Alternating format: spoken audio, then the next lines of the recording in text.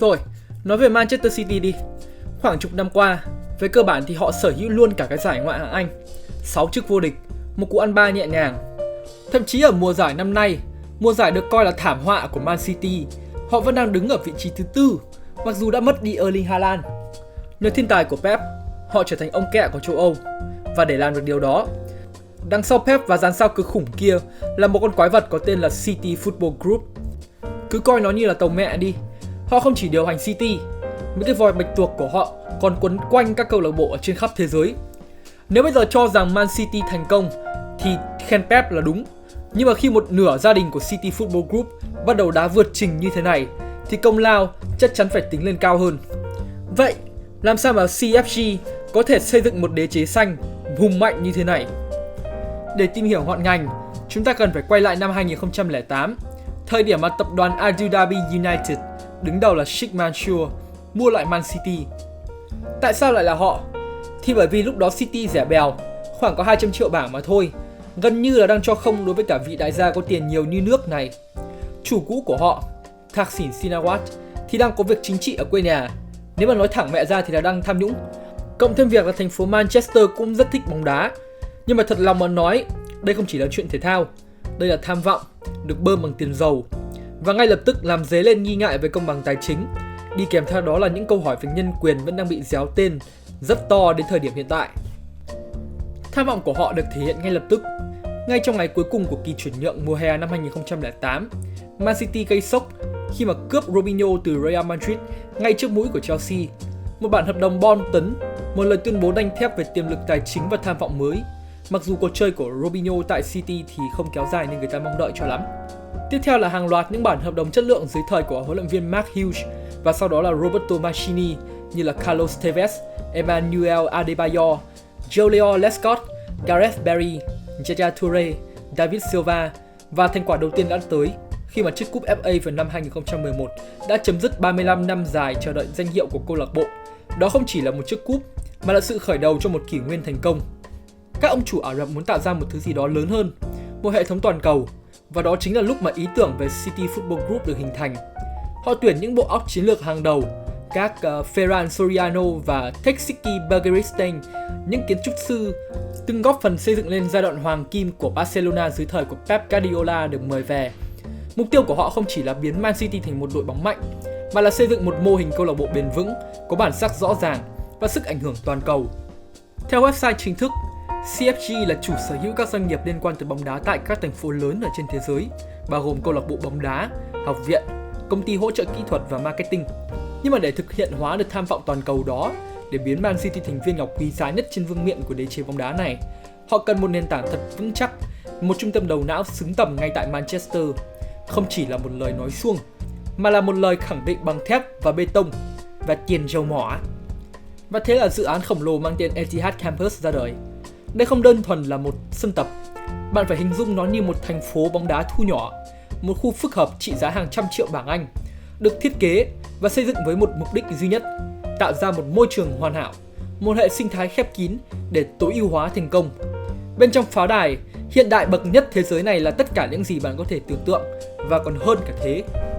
Hàng loạt sân tập với mặt cỏ chất lượng cao, mô phỏng chính xác điều kiện của sân Etihad và các sân đấu khác. Trung tâm y tế và khoa học thể thao tiên tiến với những công nghệ phục hồi và phân tích dữ liệu tối tân nhất. Và điểm quan trọng, đó chính là học viện đào tạo trẻ được tích hợp ngay bên cạnh cơ sở vật chất của đội 1. Cây cầu biểu tượng nối liền hai khu vực không chỉ mang ý nghĩa vật lý, mà còn là con đường chiến lược, một đường băng trực tiếp cho các tài năng trẻ cây nhà lá vườn hướng tới đội hình chính.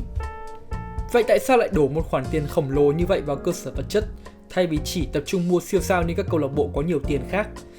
Đây chính là tư duy chiến lược dài hạn, là việc xây dựng nền móng cho sự thống trị bền vững. Etihad Campus mang lại những lợi thế cạnh tranh cốt lõi. Nó là một thỏi nam châm thu hút tiềm năng.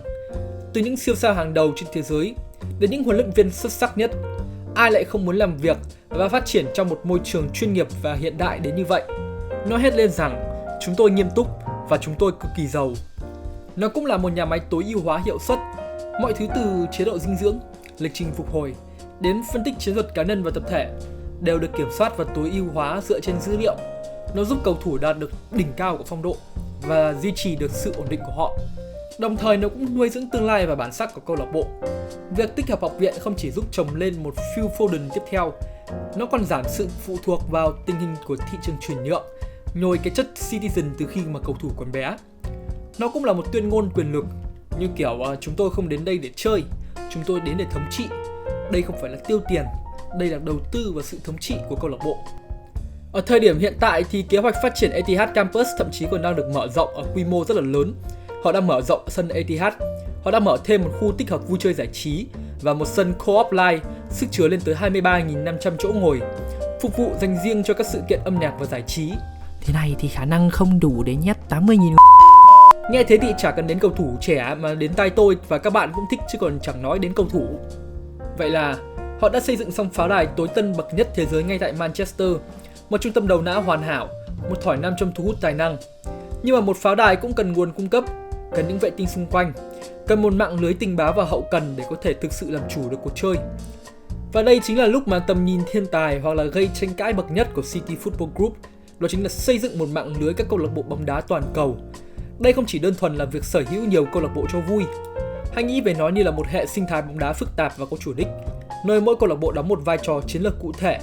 Tất cả đều hướng về một mục tiêu chung và phục vụ cho viên ngọc quý, đó chính là Manchester City. Lợi ích ở đây là gì? Mô hình này như một ống dẫn tài năng. CFG có thể phát hiện một viên ngọc thô ở Nam Mỹ, châu Á hay là bất cứ chỗ nào.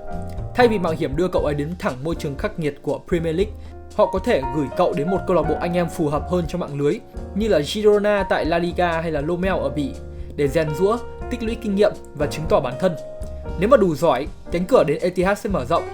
Ví dụ điển hình gần đây đó chính là Savio, khi mà cậu từ Troyes, một câu lạc bộ ở trong CFG, rồi cho mượn đến Girona, tỏa sáng rực rỡ tại đây và được Man City mang về. Quá tiện lợi. Cứ như thể họ chỉ việc lật catalog, chọn tài năng và giao hàng đến đúng nơi, đúng thời điểm như Amazon Prime vậy. Tất nhiên thì nó cũng là mạng lưới tuyển trạch và dữ liệu toàn cầu. Sở hữu câu lạc bộ ở nhiều quốc gia đồng nghĩa với việc là CFG có tai mắt ở mọi nơi, tiếp cận sớm các tài năng địa phương và xây dựng một cơ sở dữ liệu khổng lồ về cầu thủ trên toàn thế giới. Kiến thức và dữ liệu này được chia sẻ trong toàn bộ hệ thống, mang lại lợi thế thông tin cực lớn. Và đây chính là điểm mấu chốt để thấy rõ quyền lực của City Football Group.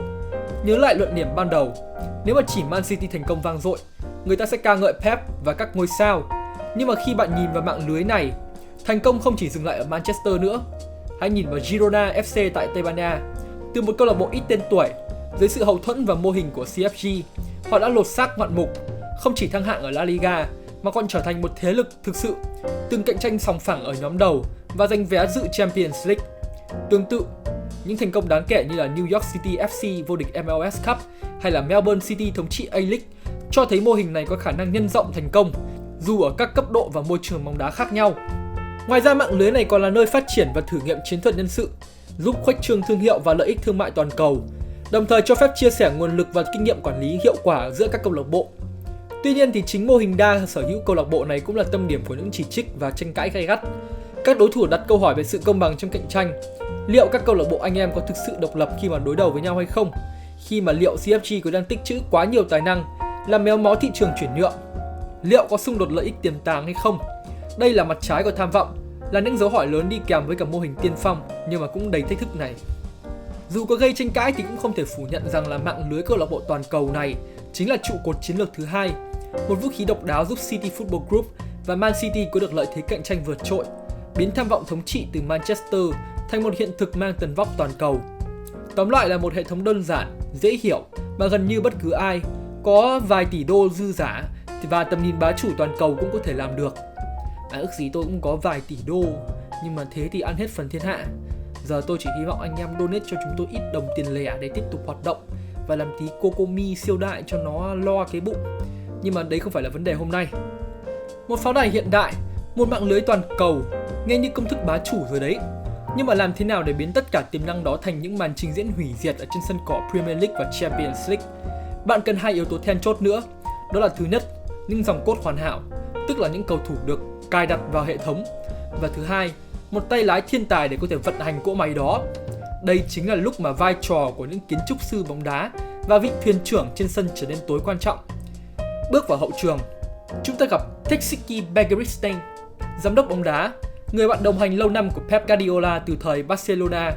Công việc của ông Và đội ngũ không chỉ đơn giản là ném tiền mua sao. Ồ không, đó là chuyện của những câu lạc bộ kém tinh vi. Triết lý tuyển dụng của Man City dưới thời của CFG và Txiki là mua đúng người và không chỉ mua người nổi tiếng. Dữ liệu là vua và luôn luôn phải lập kế hoạch dài hạn. Đồng thời, Txiki và đội ngũ của ông cũng phải hỗ trợ tối đa cho huấn luyện viên, cung cấp cho huấn luyện viên chính xác những quân bài ông ấy cần để có thể triển khai ý đồ chiến thuật. Kết quả là một đội hình được xây dựng có chiều sâu, cân bằng và đặc biệt là cực kỳ phù hợp với cả lối chơi kiểm soát, áp đặt mà họ đang theo đuổi. Vào thời điểm hiện tại, Txiki sắp chuẩn bị rời Man City vào cuối mùa. Người thay thế ông sẽ là Hugo Viana, người nắm chức tương tự tại Sporting, và có thể nói Viana sẽ cần phải làm rất nhiều để có thể thành công như người tiền nhiệm. Và rồi mảnh ghép cuối cùng, người được chọn để ngồi vào ghế lái của cỗ máy F1 này đó chính là Pep Guardiola. Việc bổ nhiệm Pep vào năm 2016 không phải là ngẫu nhiên. Đó là bước đi đỉnh cao trong kế hoạch của CFG, đưa về vị huấn luyện viên được cho là phù hợp nhất với tham vọng và triết lý mà họ đã dày công xây dựng. Gần như là họ đã chế tạo được chiếc xe đua tối tân nhất và giờ đây họ đưa về tay đua vĩ đại nhất để có thể cầm lái nó. Pep không chỉ là một huấn luyện viên giỏi, ông là một nhà cách mạng chiến thuật, một bậc thầy trong việc nâng tầm cầu thủ và xây dựng lên những đội bóng có lối chơi quyến rũ và thống trị. Ông ấy có thể biến một hậu vệ cánh thành tiền vệ kiến thiết hoặc khiến cả đội di chuyển như một thể thống nhất đã được lập trình sẵn. Nhưng mà điều quan trọng nhất cần nhấn mạnh, đó là Pep thành công rực rỡ tại Man City không chỉ vì ông ấy là thiên tài, mà còn là vì ông ấy được đặt vào một hệ thống hoàn hảo do CFG tạo ra. Ông ấy có toàn quyền chiến thuật, ông được cung cấp đúng những cầu thủ ông cần, ông được hỗ trợ bởi cơ sở vật chất và đội ngũ phân tích hàng đầu, ông có sự hậu thuẫn và kiên nhẫn từ ban lãnh đạo. Đây là một mối quan hệ cộng sinh hoàn hảo. Cỗ máy CFG tạo điều kiện lý tưởng cho Pep thăng hoa và Pep dùng tài năng của mình để tối đa hóa tiềm năng của cỗ máy đó, biến Man City thành một thế lực gần như là không thể bị đánh bại. Pep là một huấn luyện viên giỏi, không nghi ngờ điều đó. Tuy nhiên bản chất của một đội bóng là họ cần sự thành công để kiếm tiền. Các câu lạc bộ cần một bộ máy hoạt động trơn tru và mang tính cách mạng hóa. Một vị huấn luyện viên giỏi đi cùng với cả các cầu thủ đẳng cấp sẽ được mang về nếu bộ máy đó đủ tốt, đủ sức thuyết phục những con người đó trở thành một phần của hệ thống. Nó giải thích tại sao Man City không chỉ chiến thắng mà còn chiến thắng một cách đầy thuyết phục. Rồi, chúng ta vừa nói rất nhiều về cái việc là Man City thành công như thế nào, bóng đá Man City mạnh ra sao, vân vân và mây mây. Bây giờ đến cái đoạn quan trọng nhất mà tôi nghĩ là ai cũng sẽ thích nghe, đó là những tranh cãi xung quanh mô hình này. Mô hình thành công của CFG và Man City được xây dựng trên những nền tảng gây tranh cãi dữ dội. Các vấn đề tiền bạc và công bằng tài chính hay là tính liêm chính là các vấn đề hiện hữu mà khả năng chúng ta ai cũng đang thấy.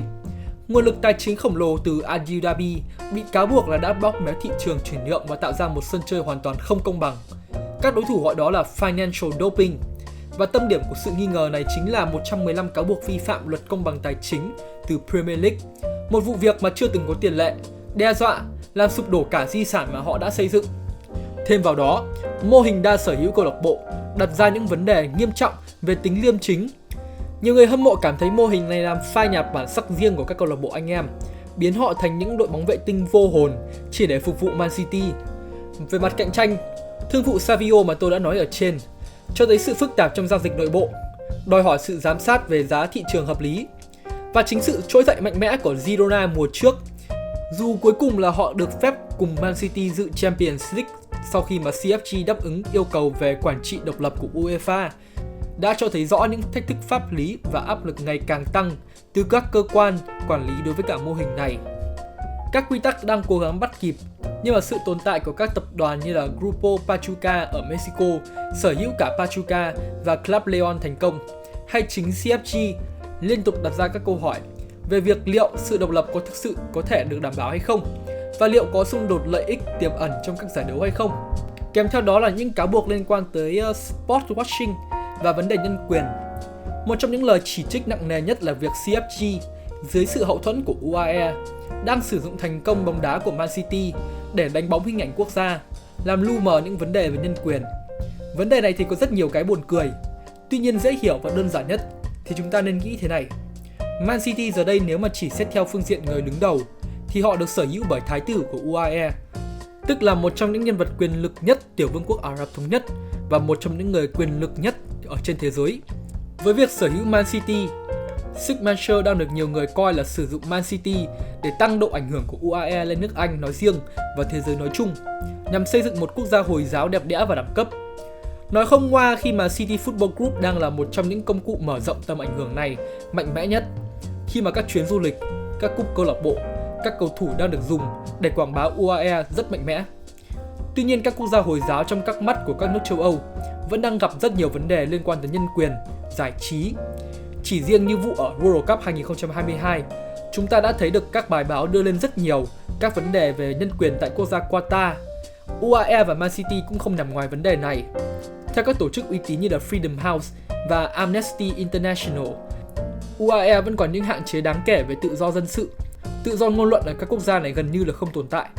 Các vụ bắt giữ tùy tiện và tra tấn vẫn diễn ra. Cùng với đó là sự thiếu tôn trọng quyền của người tị nạn, lao động nhập cư, phụ nữ và cộng đồng LGBTQ+. Không phải tự nhiên mà các bạn vào trang chủ của City Football Group mà lại thấy phần Equality, Diversity, nghĩa là công bằng và sự đa dạng hóa ở ngay phần thứ 2 của trang chủ.